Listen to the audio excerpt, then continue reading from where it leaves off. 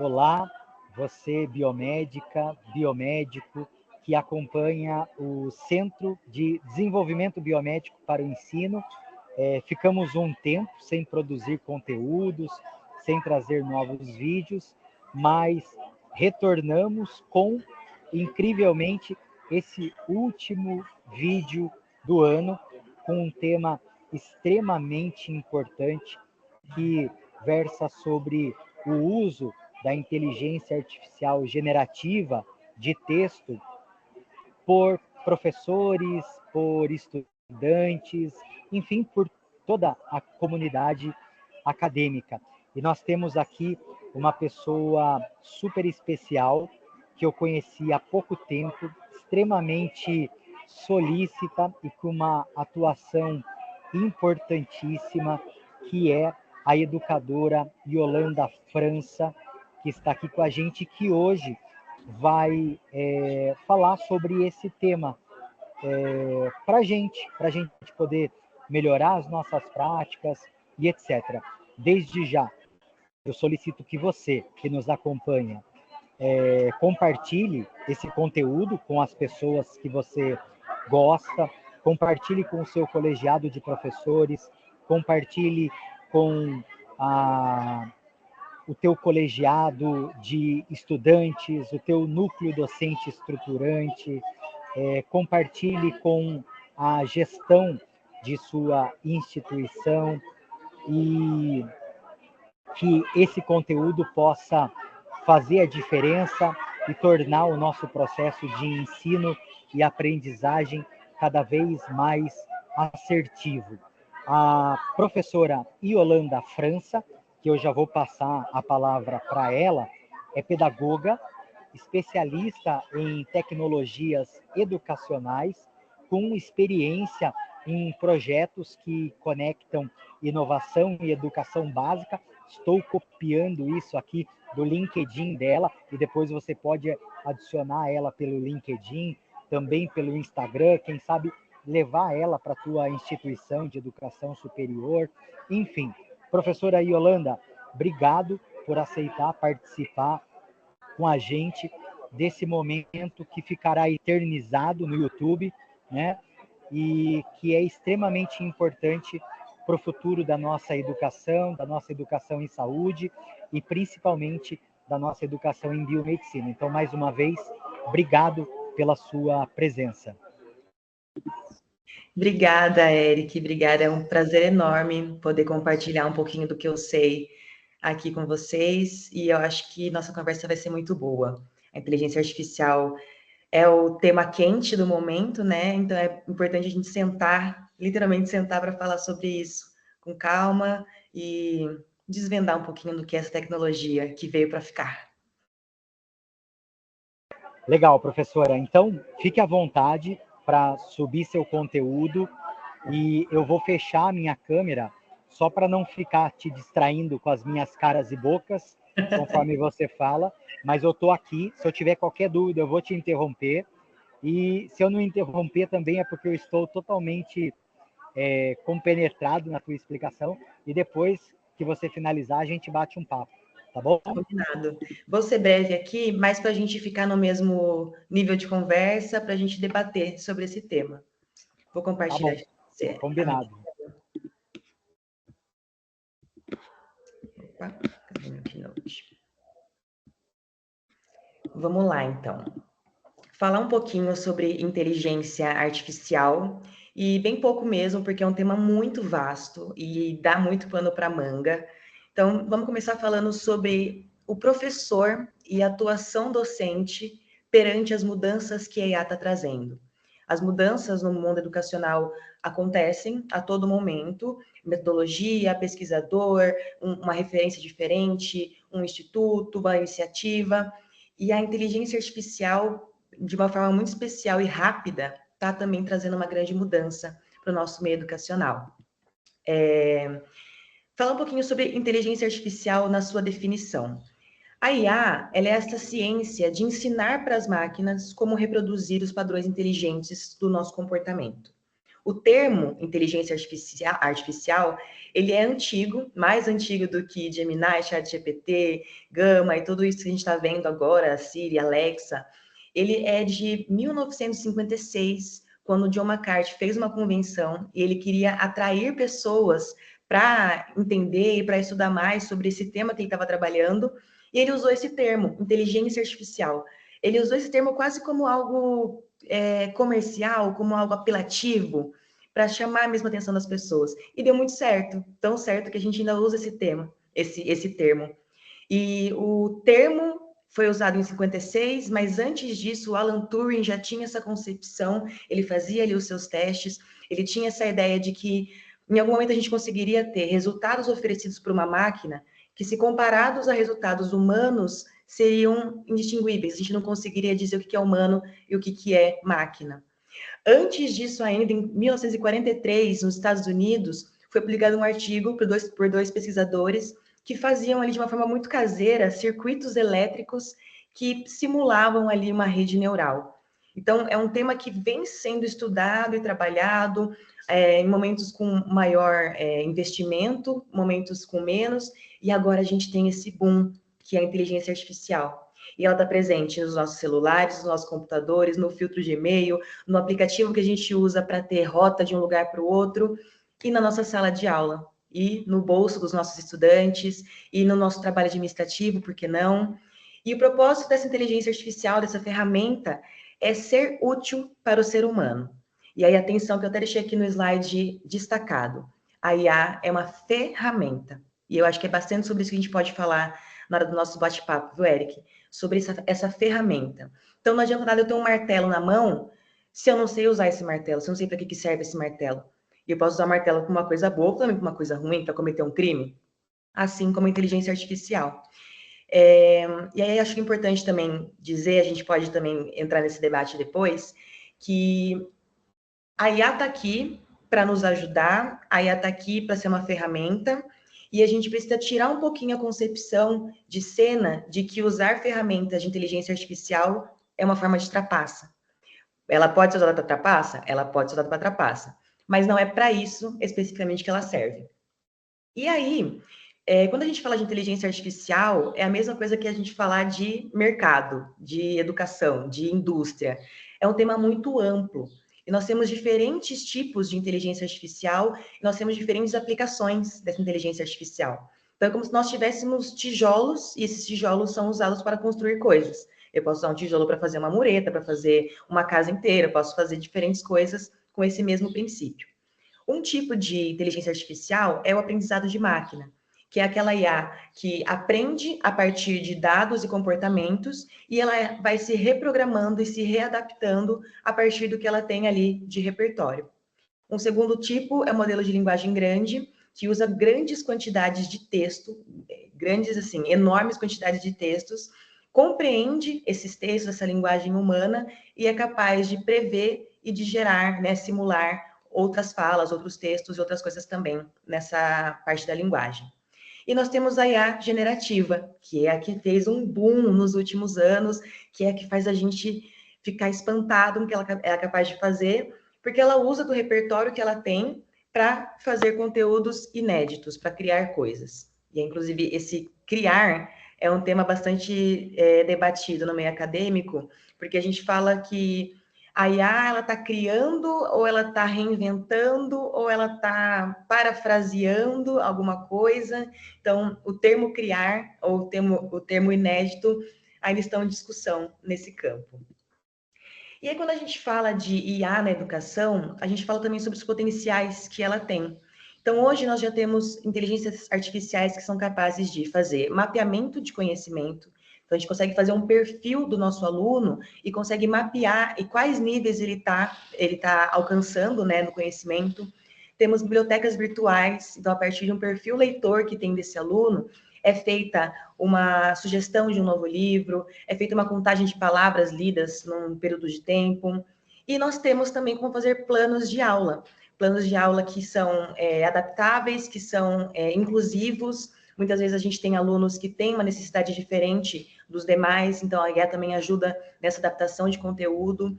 E todas essas são ferramentas que estão disponíveis Grande parte das ferramentas são gratuitas, e aí também a gente entra na discussão do tá disponível, é gratuito, é fácil. Gera uma certa desconfiança, né? Eu não sei você, mas quando o a esmola é muito santo, desconfia. E aí, como eu falei para vocês, né? Tá estranho isso, tá muito fácil, tá muita facilidade.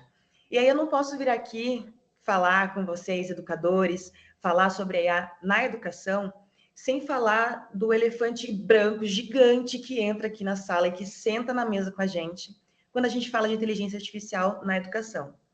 Que esse elefante ele tem duas orelhas enormes. Uma os meus alunos estão usando inteligência artificial para trapacear, para colar, para fazer atividade de forma mais rápida. E a outra orelha essa inteligência artificial aí, muito rápida, muito fácil, muito barata, vai me substituir enquanto professor? E é sobre isso também que eu queria falar um pouquinho com vocês. A começar sobre esse uso docente. A inteligência artificial, como eu já falei, ela é uma ferramenta e ela está aqui a nosso serviço. A IA vai substituir o professor? Eu creio que não. Eu creio que não, eu torço para que não e eu trabalho para que não. Como? Ensinando os professores a usarem a IA de uma forma correta, ensinando os professores a usar a IA correta, porque nem todas são confiáveis, ensinando os professores a tirar os melhores resultados dessa inteligência artificial. Inclusive, quando a gente fala de uso de professores e uso em sala de aula, são coisas semelhantes, mas não é a mesma coisa. Eu posso usar inteligência artificial no meu trabalho docente administrativo, por exemplo, preparo de aula, correção de prova, curadoria de conteúdo, sem precisar necessariamente levar isso para a sala de aula. Ou eu posso também usar na sala de aula, fazendo atividades, fazendo desafios, propondo momentos de interação com a inteligência artificial. Inclusive, algo importante de dizer, esse material que eu estou apresentando para vocês, eu fiz com a ajuda da IA. Essas imagens aqui foram geradas por inteligência artificial. Inclusive, se vocês repararem nessa foto do meio, a mão da moça tem ali o que a gente chama de lacuna da IA, né? Uma falha, uma alucinação. O que acontece? A inteligência artificial, ela tem um modo de funcionar e ela é feita para nos dar respostas. Muitas vezes, por falta de repertório ou por um erro de raciocínio, a IA traz para a gente uma resposta que não é correta, que não é a esperada, ou que não é cientificamente embasada. Isso acontece porque nessas informações que ela tem para responder, ela não tem tudo, ou ela não é capaz de formular tudo. Então, ficam o que a gente chama de lacunas. E ela vai e preenche essa lacuna pensando em algo, pensando não, né? Prevendo algo ou fazendo ali o que ela acha que é mais provável de acontecer. Também é algo importante de falar, a IA funciona a partir de estatística. Então, as respostas que ela traz para a gente são cálculos que ela faz. E aí também falando sobre os alunos e sobre esse uso dos alunos. O que é importante a gente pensar? Nós estamos no século XXI. Bem-vindos! E nós temos alunos do século XXI. Né? Então, nós temos uma geração imediatista que está acostumada com uma tela de 15 centímetros, vídeos de 1 minuto, e tudo muito rápido, e tudo muito fácil, tudo muito à mão. Então, muitas vezes, quando a gente está em sala de aula e a gente pede uma tarefa que demanda mais do que 1 minuto e meio para eles, essa capacidade cognitiva não está treinada, está atrofiada. Então, não quer dizer que, claro, que o professor tem que virar um youtuber, um tiktoker e viver para entreter os alunos, muito pelo contrário, mas que esse é um dos desafios que a gente tem na educação. Treinar nos nossos alunos essa capacidade cognitiva de fazer as tarefas que demandam um pouco mais de desempenho. E aí, isso acaba sendo difícil, tão difícil que os alunos recorrem à forma mais rápida, que é o uso dessas ferramentas tecnológicas que vão encurtar esse caminho. Outra coisa importante também, nós estamos diante de alunos que aprendem de uma forma diferente daquela que a gente aprendia. Eu já sou de uma geração mais próxima a esse século XXI, a essa galera que está em campo, no meio da educação, né, enquanto estudante, e eu já percebo que as pessoas da minha idade e as pessoas mais velhas do que eu, pessoas mais novas do que eu, são muito diferentes. Isso também se mostra na sala de aula, não só com os alunos que precisam de uma adaptação, porque são agora esqueci a palavra, desculpa. Neuroatípicos, neurodivergentes, os alunos que são estrangeiros, por exemplo, que vivem de uma outra cultura.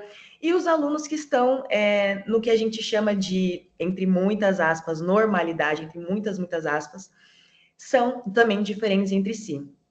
E aí, eu coloquei aqui a empatia docente, que é a gente, enquanto professor, se colocar no lugar do aluno e tentar entender o contexto que esse aluno vive e de que forma o que a gente está fazendo vai ser relevante para esse meio dele. Então, quando a gente fala do ensino superior, totalmente relevante. A gente está falando de pessoas que estão ali porque escolheram fazer o curso, estão ali porque pretendem ser profissionais ou pesquisadores da área, né? E aí a gente tem que pensar nisso, então, de que forma que essa minha tarefa, essa minha abordagem, essa minha forma de ensinar vai impactar esse meu aluno. E aí, em meio a isso tudo, o papel do professor, quando a gente fala de inteligência artificial, num primeiro momento é letramento. Se letrar para fazer um bom uso da inteligência artificial e também colocar os alunos nesse contato para que eles sejam letrados para isso. Porque o uso da inteligência artificial não tem que ser só, eu abro aqui a página do ChatGPT, coloco aqui a pergunta que o professor passou para mim, pego a resposta, copio aqui e colo lá. Isso não é usar a inteligência artificial de forma inteligente. Então, de que forma que a gente pode fazer isso? Outro ponto muito importante, nós como professores temos esse papel de ajudar os alunos no desenvolvimento do pensamento crítico. Então, quando a gente fala também do ensino superior, eu vou criar um bom profissional para que ele, em campo, saiba analisar o que está acontecendo. Se ele pega uma resposta pronta e simplesmente usa essa resposta, o que ele fez? O que ele aprendeu? Além de usar um Ctrl+C, Ctrl+V, que isso a gente aprende rapidinho. Mas o que ele aprende? De que forma que ele vai ter criticidade em campo? De que forma que ele vai olhar para um resultado e analisar e falar, não, isso aqui não está certo. E vai saber corrigir isso que aconteceu. E o mais importante de tudo, na verdade os três são importantes, mas o último com uma estrelinha do lado, checagem de fatos. Quando a gente faz pesquisa, quando a gente trabalha com conhecimento acadêmico, a gente precisa de fatos, a gente precisa trabalhar com a verdade científica. E a checagem de fatos, ela é muito importante. Então, junto com o letramento, com o pensamento crítico, a gente tem que checar o que está acontecendo. Da onde vem a informação, por que essa informação está aqui, e quais são as informações que não estão aqui, por que elas não estão aqui. Então, a IA também ajuda a gente a ampliar o nosso meio de busca, né? O nosso repertório. E aí, quando a gente fala de professores usando inteligência artificial, a gente fala muito de automação de tarefas. Então, uma coisa que eu faço de uma forma repetitiva, eu consigo passar para a IA e ela consegue fazer para mim. A estrutura de um texto, a elaboração de uma prova, a correção de alguma coisa, a análise de alguns dados, a IA consegue fazer isso para mim. Nem tudo pode ser passado para a IA. Então, quando a gente fala de dados sensíveis, quando a gente fala de uso pessoal, a gente tem que tomar muito cuidado com isso e focar muito no fator humano. Nós, enquanto pessoas, precisamos estar com pessoas e compartilhar coisas com pessoas. Então, quando a gente fala de automação, a gente também tem que ter essa linha, né? Até que ponto eu posso ou não automatizar as minhas tarefas. E o ensino personalizado. Quando a gente fala de inteligência artificial, a gente fala também numa variedade de coisas. Quando a gente tem também a rapidez da IA, ela ajuda a gente a variar. Então, por exemplo, algo que aconteceu já comigo. Fiz uma prova linda e maravilhosa, nossa, um chuchuzinho de prova. Aí no outro ano, vou ensinar o mesmo conteúdo, posso usar a mesma prova? Não posso usar a mesma prova. Não só porque a prova são alunos diferentes, com demandas diferentes, mas porque essa prova já rodou a escola inteira. Porque é veterano que passa para a bichete, é veterano, sabe, o pessoal que faz esse compartilhamento. Então, a personalização também entra nesse ponto, de a gente conseguir com a inteligência artificial ter repertório, ter ideias e conseguir variar e personalizar o que a gente está fazendo. E aí, quando a gente fala de inteligência artificial e de usar a inteligência artificial, é muito importante que a gente fale de comandos. Quando eu quero ter um bom resultado, eu preciso dar um bom comando. Então, você fala para você assim, eu preciso que você vá e faça essa entrega para mim. Tá, mas entrega do quê? Entrega para quem? Entrega em que data? Em que momento? Até coloquei aqui o exemplo da receita de bolo. Se eu peço uma receita de bolo, me dê uma receita de bolo. Aí eu peço para a IA, faço esse comando, recebo, tenho um retorno, e aí com esse retorno eu falo, mais ou menos, acho que eu faria melhor. Diferente de eu dar um super comando para ele. Me dê uma receita de bolo de cenoura com cobertura de chocolate. Eu faria o bolo usando um forno doméstico, uma forma redonda. Eu estou dando mais detalhes e mais conhecimento para que eu tenha também um melhor resultado. Como que a gente pode fazer isso? Quando a gente for construir um bom prompt, nós precisamos seguir essas 4 características. Primeiro, quem? Qual que é a persona que você quer que a IA seja para fazer essa tarefa para você? Fazendo o quê? Qual que vai ser a tarefa que você quer que ela entregue para você? O como? Qual que é o formato que você quer essa entrega? Ah, eu quero uma prova múltipla escolha. Ah, eu quero uma análise de dados dessa região. E o para quê? Quem que vai consumir esse conteúdo? Para que vai ser usado isso que você está fazendo? E aí eu trouxe um exemplo aqui para a gente pensar nesses prompts que a gente pode fazer. Então, aqui na tela nós temos 2 exemplos. Um é, crie tópicos de discussão que sejam interessantes para uma aula sobre sobre preservação ambiental do 8º ano. Se eu colocar esse prompt aqui no ChatGPT, no Gemini, no Perplexity, eu vou ter uma resposta. Pode não ser a melhor resposta, pode não ser uma resposta dentro do que eu quero. Agora, olha a diferença desse prompt em que eu sigo essas 4 características. Você é um biólogo, professor de ciências do ensino fundamental, que gosta de desenvolver oratória nos alunos. Então, olha, já delimitei aqui qual que é a característica da persona. Qual que vai ser meu pedido? Crie tópicos de debate para os alunos do 8º ano, com perguntas para discussão em sala de aula. O tema central é preservação ambiental. 3. Os tópicos devem partir de situações-problema e devem provocar dilemas. Para cada tópico, sugira um material de referência breve, com instruções claras de como os alunos devem argumentar sobre o tema. E 4, esse debate será feito em uma turma heterogênea, que tem acesso a computadores e internet para eventuais consultas. Os estudantes precisam de motivação para argumentar. Quando eu tenho um prompt estruturado dessa forma, eu tenho uma resposta da minha inteligência artificial quilometricamente melhor, porque ela vai ter mais ideias e mais noções de como ela pode atender o meu pedido. Então, esse é um desafio que eu deixo para que quem está na área da educação, independente da área que esteja, teste usar prompts que tenham mais detalhes, que tenham essas características. Inclusive, posso deixar aqui depois o material, viu, Eric? Ou quem quiser tirar um print, fica à vontade, para que vocês façam esses testes e aperfeiçoem o uso da inteligência artificial. Aqui eu deixei um pouquinho sobre esses prompts de elite, deixei no documento para que vocês consigam acessar, e as minhas referências e pessoas que me inspiram nessa jornada de estudos e uso de inteligência artificial. Também fiquem à vontade para acessar. O que eu tinha para apresentar, para a gente começar a nossa discussão, era isso. E aí agora acho que a gente pode debater. Professora Yolanda, olha,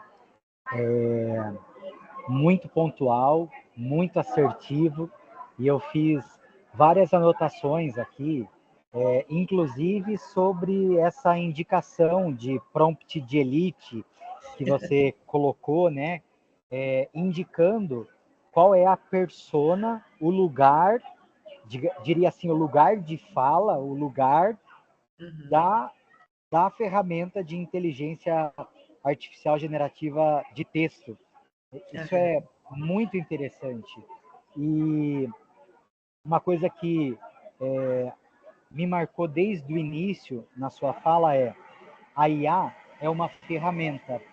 E enquanto você falava sobre a IA é uma ferramenta, eu fiquei pensando no martelo, etc. E daí você usou o mesmo Exemplo do martelo. o mesmo exemplo, né?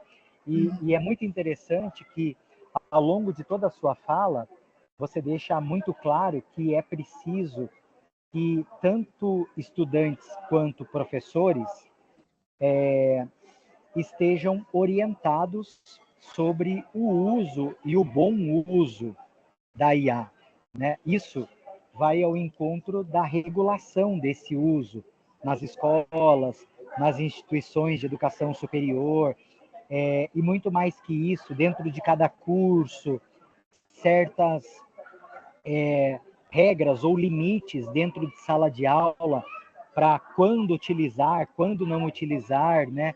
Favorecendo o desenvolvimento do raciocínio crítico E uma coisa muito legal que você coloca são esses 3 pontos que cabem, como você disse, aos professores e estudantes, que é o letramento, o pensamento crítico e a checagem dos fatos. Porque vocês que estão aqui nos acompanhando, né, não sabem, mas eu e a professora Yolanda temos conversado há dias sobre isso, sobre esses desafios, e eu compartilhei com ela uma dor minha, que é os estudantes buscarem na IA generativa de texto a possibilidade de uma resposta rápida que ela mesma trouxe. Nós estamos falando da educação no século XXI, onde os estudantes precisam de respostas rápidas, eles anseiam por respostas rápidas, mas ao mesmo tempo eles precisam desenvolver um raciocínio crítico. Então, muitas vezes, a solução para a regulação do uso da IA, ou a melhor forma de uso da IA, precede o próprio uso da IA, né? Com esse letramento, com esse pensamento crítico, e daí chegando nessa checagem dos fatos, ensinando os limites de uso do celular, da internet, etc. E daí, para passar a palavra para você, professora, quando você fala sobre que a gente deve considerar que a IA não é uma trapaça, essa semana um estudante compartilhou comigo uma ferramenta de IA de busca de artigos científicos chamado Consensus. E eu fiquei, assim, extremamente inseguro e, ao mesmo tempo, bastante entusiasmado, porque eu assisti a um tutorial de uso e achei muito oportuno e interessante, mas fica essa sensação, sabe? Será que é uma trapaça? Será que não é? E etc. E agora sim, por último, para passar a palavra para você, eu estava trabalhando com uma turma agora, e os meus alunos têm entre 60 e 80 anos. Eu trabalho com eles um curso de tecnologia. Eles aprendem a mexer no celular comigo. Eu que não sou nenhum especialista, mas eles estão ali porque muitas vezes dentro de casa e eles não encontram ali pessoas com tempo para poder ensinar a enviar uma mensagem de WhatsApp, a responder um e-mail e etc. E você sabe qual é a demanda que a gente discute em pleno século XXI, discutindo aqui coisas de IA generativa de texto, etc. A gente discute como é ruim, por exemplo, que muitos restaurantes não atendam mais telefone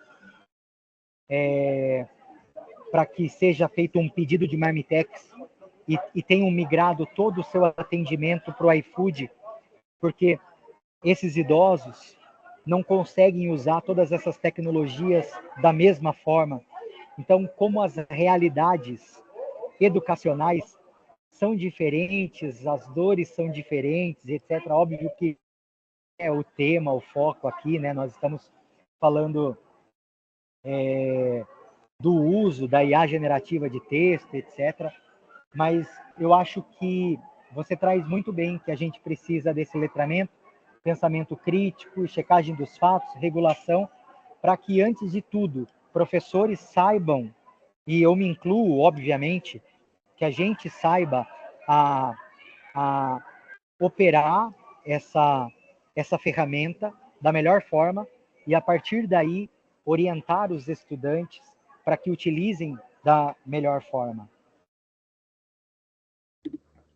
Sim, totalmente. E não é só porque meu trabalho é esse, né, formar professores, mas eu digo, as instituições de ensino precisam urgentemente, não só as instituições privadas, mas o serviço público também, investir nessa formação de professores, né? E a formação de professores, ela não pode ser pontual, né? Uma coisa que acontece aqui no começo do ano, junta todo mundo na sala, faz, acabou. É contínuo, é o acompanhamento de como essa tecnologia vai servir para esse professor, né? Como que isso vai acontecer de uma forma muito específica e ao longo do ano, porque quando a gente começa a usar uma ferramenta, não é o mesmo uso que a gente tem dali 6 meses, dali 8 meses. Então, a formação dos professores de uma forma contínua é um dos caminhos que a gente tem até porque professores são multiplicadores, né? Nós somos multiplicadores. Um conhecimento que você passa para um professor não morre com ele. Vai, pelo menos 3, 4 pessoas vão ficar sabendo disso. E aí você falou algo muito interessante sobre os idosos. Eu tenho uma queda emocional muito forte por idosos, também já fiz trabalho com idosos durante esse ano, inclusive, no SESC de Sorocaba, justamente trabalhando nesse letramento digital. E essa acessibilidade que é você ensinar tecnologia, você ter acesso à tecnologia, também faz parte da cidadania.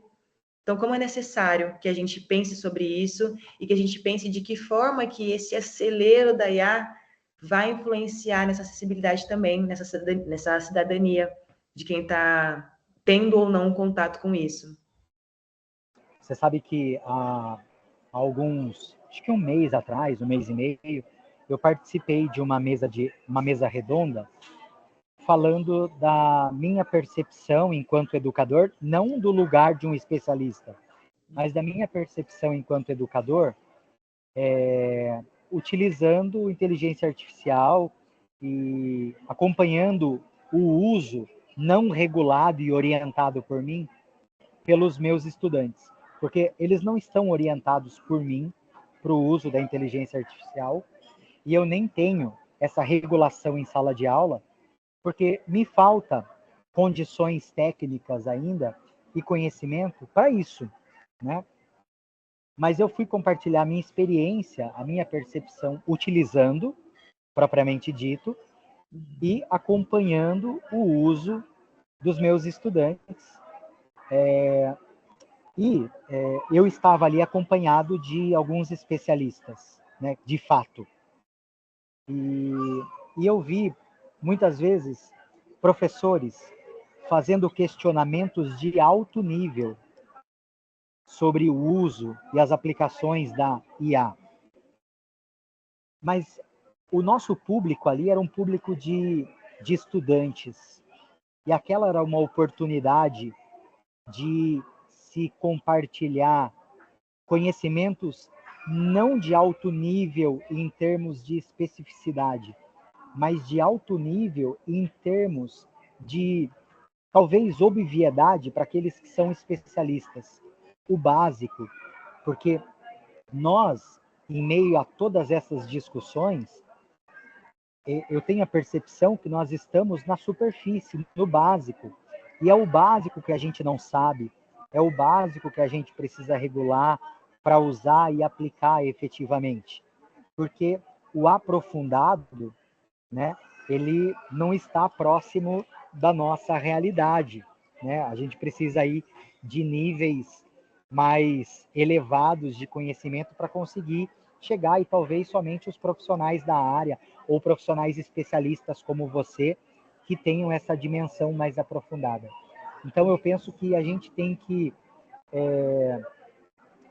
essa regulação e o bom uso está nas obviedades, no simples, no básico que tem que estar à disposição de todo mundo, né? Eu, quando soube daquilo que você mostrou na foto, né? Eu fui estudar um pouco e vi que a forma como a IA produz a foto, né? Os modelos de linguagem, etc., diferem um pouco dos modelos de linguagem de quando geradores de texto, mas também confabulam, que também alucinam e etc. E isso pode acontecer nas respostas, e o que me causa bastante aflição é saber que, bom, se eu utilizo a IA e vem uma resposta que eu tenho um domínio, eu posso conhecer, reconhecer ali um erro, está ok. Mas um estudante que não tem essa base, ele pode ser facilmente ele pode enganado, né? E isso me causa bastante aflição e me faz pensar na urgência dessa regulação, dessa orientação sobre o bom uso e etc. Né? Eu não sei se eu me faço entender, assim, se é o pensamento correto, sabe? Se é esse o caminho, mas eu imagino que sim, né? E eu queria ouvir isso de você, enquanto especialista e tudo mais.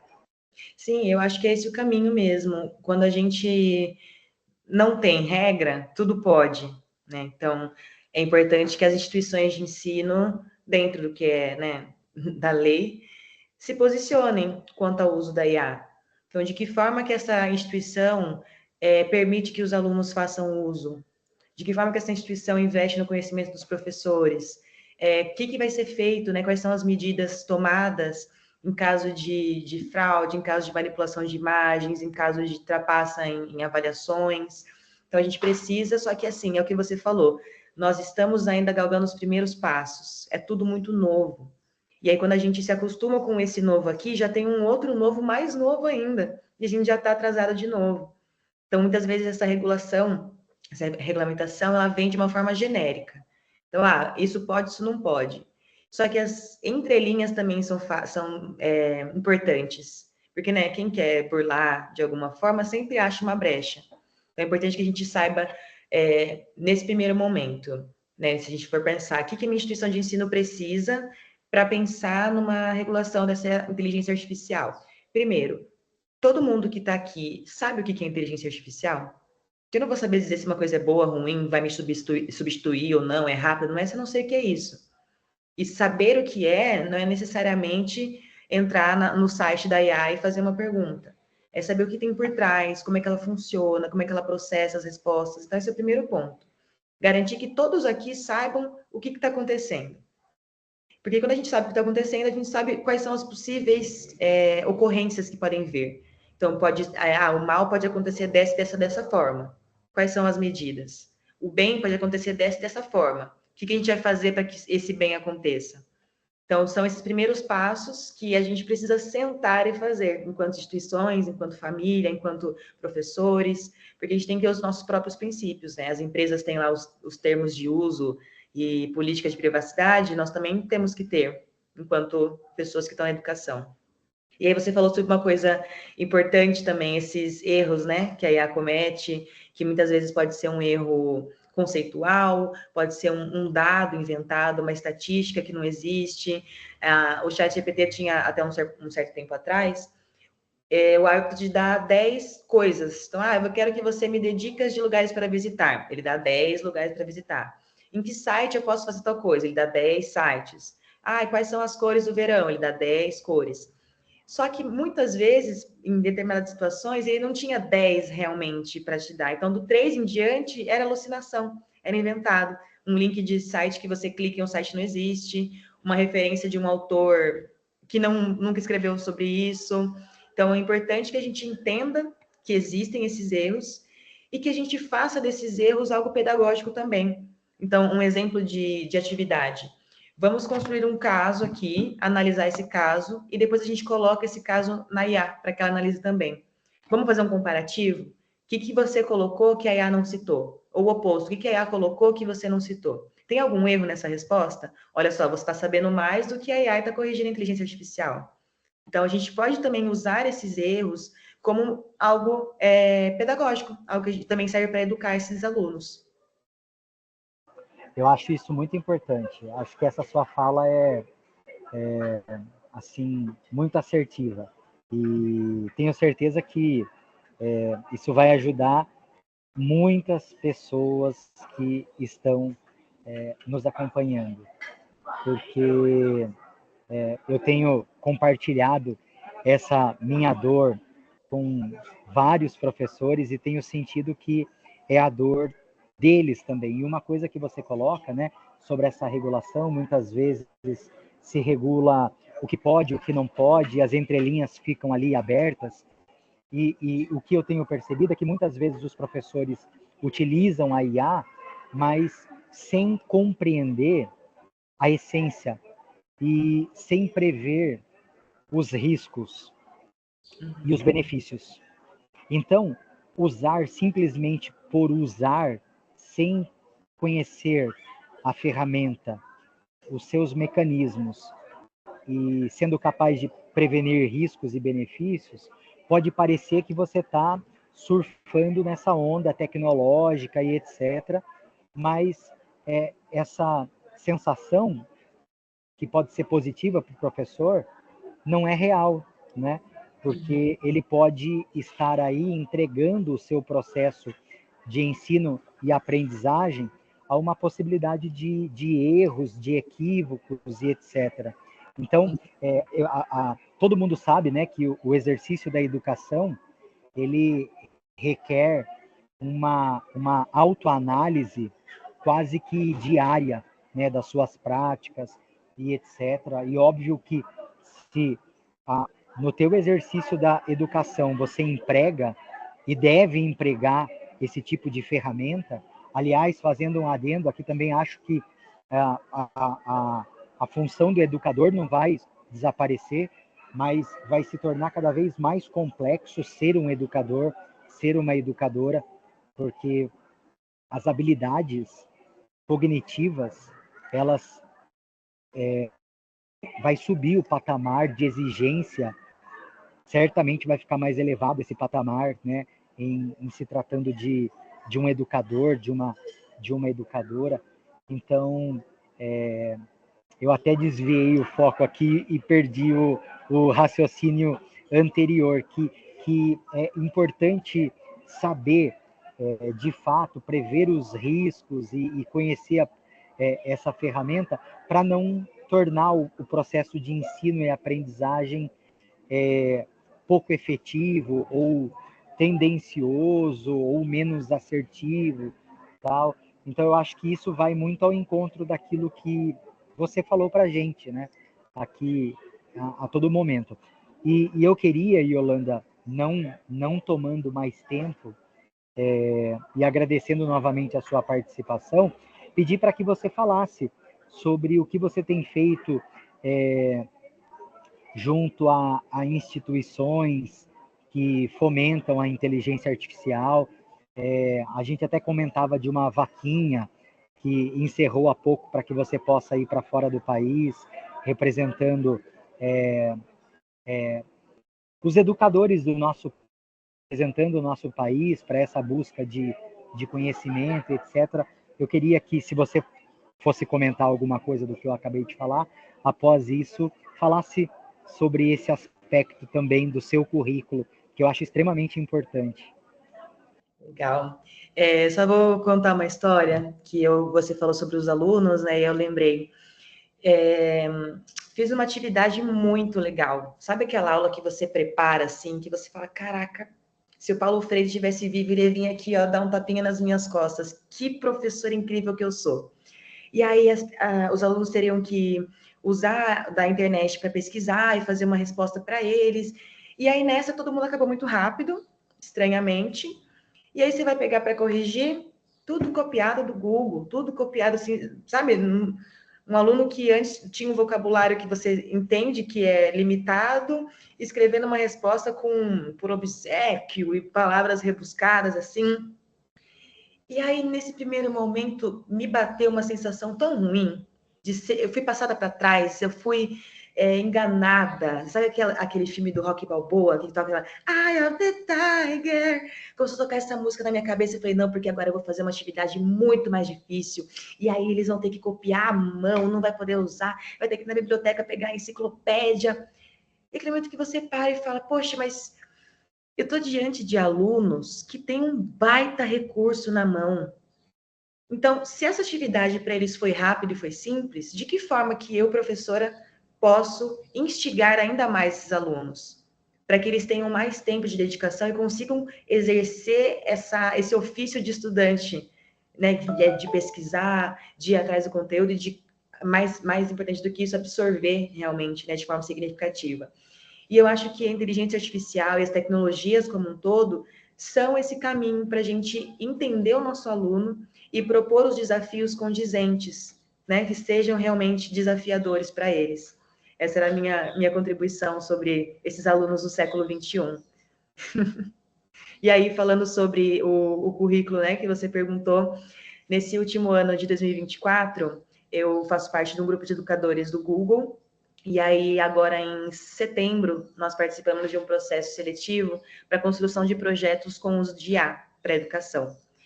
E aí, eu fui selecionada, estamos desenvolvendo esse projeto sobre o uso da IA para desenvolver a fluência leitora dos alunos. Então, tem uma ferramenta que faz ali uma leitura guiada com os alunos. E aí a apresentação desse projeto vai acontecer lá em Nova York, agora em janeiro. Eu fiz uma vaquinha para viabilizar, porque nesse país onde, meu Deus, a vida do professor não é fácil. E aí, nesse meio da vaquinha, conheci muitas pessoas, inclusive você, e estou me conectando cada vez mais com a comunidade. Eu trabalho num colégio particular aqui de Sorocaba, onde eu faço consultoria na área de tecnologia educacional. Sou professora também de professores e sou professora de crianças num trabalho voluntário que eu faço numa ONG aqui do meu bairro, onde a gente atende as crianças desde os 4 aninhos de idade até os 14. E depois que eles fazem 14, eles continuam lá para trabalhar com a gente, vira todo mundo amigo também. E aí faço parte também do grupo de formadores do Gemini Academy, que o Gemini, para quem não sabe, é o assistente virtual do Google, assistente de IA. E aí a gente faz formações com os professores no Brasil todo, pensando justamente em fomentar essas boas práticas do uso da IA, explicar para os professores o que é a inteligência artificial, para que ela serve, como ela funciona, algo semelhante do que a gente fez aqui nesse bate-papo. Por exemplo, professora, se alguém que está aqui nos acompanhando tiver interesse em participar dessa formação que você acabou de citar, quais são os caminhos? Como que isso se dá? Para esse ano já está encerrado. Acredito que no ano que vem a gente vai abrir uma nova leva. E aí, entrando em contato pelas redes sociais, a gente vê a possibilidade de fazer ou presencial, interferência, de fazer ou de Legal. forma presencial ou de forma remota. Rede social, aí no caso, diretamente com a professora. Isso, pode falar comigo. Ah, legal, legal. Professora Yolanda, olha, eu não tenho palavras para agradecer tamanha gentileza sua de conversar comigo, e não só comigo, com todas as pessoas que estão nos assistindo aqui, seja de manhã, seja de tarde, seja de noite, seja de madrugada, seja em qualquer lugar do Brasil, em qualquer lugar desse planeta. Foi muito bom para mim te conhecer. A gente até falou numa conversa anterior, né, que bom que por meio daquela reportagem, né, para quem está aqui nos acompanhando, existe um portal chamado Porquê aqui da cidade de Sorocaba, também tem em Campinas, e eles publicaram uma reportagem sobre a professora Yolanda, e logo que eu vi aquela reportagem, eu falei, preciso falar com ela, porque a gente precisa produzir um conteúdo sobre isso aqui no canal, e fui atrás da professora, e não fosse por isso, mesmo morando em Sorocaba, que não é uma cidade tão grande, ainda que esteja crescendo, talvez a gente nunca se encontrasse, né? Nunca se esbarrasse. E eu sou muito feliz por isso, de verdade. Gostaria de, no futuro, quem sabe no próximo ano, né? Que não falta muito para esse próximo ano, né? Que a gente pudesse se encontrar presencialmente, continuar conversando, desenvolver projetos juntos, etc. E eu não falo só por mim, né, Eric, mas toda a comunidade biomédica que nos assiste aqui e que tiver interesse de contatar a professora Yolanda, de desenvolver projetos juntos, tenho certeza que é extremamente bem-vindo e aceito. Você falou do Sesc Sorocaba, eu estou aqui no Sesc, vim gravar aqui no Sesc. E a professora quer deixar suas redes sociais para quem está aqui com a gente e quiser acompanhar? Sim, sim. No LinkedIn vocês me encontram como Yolanda França, com I, por favor. Não é com Y, não é com D, não é com J, não é com H. E no Instagram como Yolanda_Educa. Sem educação, só educa. E eu agradeço demais, Eric, sua sensibilidade, seu contato. Eu acho que é muito importante criar esses espaços para a gente discutir, para a gente colocar o assunto aqui em pauta. E é totalmente necessário e importante. Obrigada. Imagina, professor Yolanda, então, mais uma vez, muito obrigado a vocês que nos acompanham aqui no canal. Obrigado pela audiência. Curtam esse conteúdo, compartilhe com as pessoas que você tem apreço, da sua equipe, e até o nosso próximo vídeo. Para você que nos acompanha ainda em 2024, um excelente final de ano, boas festas e até a próxima. Tchau. Tchau, professor Yolanda. Tchau, tchau.